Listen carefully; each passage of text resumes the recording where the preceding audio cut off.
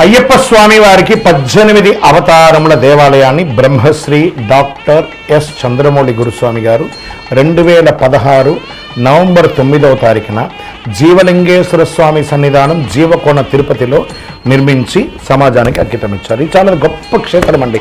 ప్రపంచంలో ఎక్కడా లేదు. అయ్యప్ప స్వామికి 18 అవతారాలు. అతి త్వరలో అదే దేవాలయంలో 27 నక్షత్రాలకు అశ్విని పర్యంతం మీనం వరకు మన రేవతి వరకు అభిజిత్ నక్షత్రం వరకు 28 నక్షత్రాలకి ఒక దేవాలయం కట్టబోతున్నాం.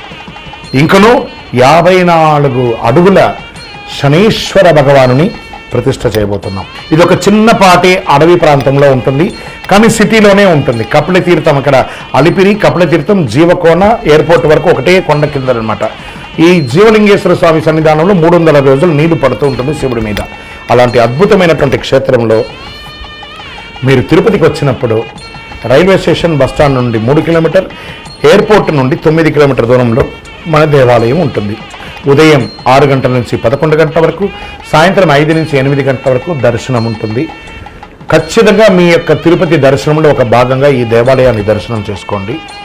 బ్రహ్మశ్రీ డాక్టర్ చంద్రమౌళి గురుస్వామి గారి యొక్క ప్రయత్నంలో మీరు కూడా వచ్చి దర్శనం చేసి అనుభూతి పొంది అనుగ్రహం పొందండి. ఇంకనూ మీ యొక్క వ్యక్తిగత జాతకం తెలుసుకోవాలనుకుంటే మా కింద ఈ కనబడుతున్న నంబర్కి మీ యొక్క date of birth, time of birth, place of birth మీ పేరుతో సహా పెట్టండి. వాట్సప్ చేయండి, కాల్ చేయకండి.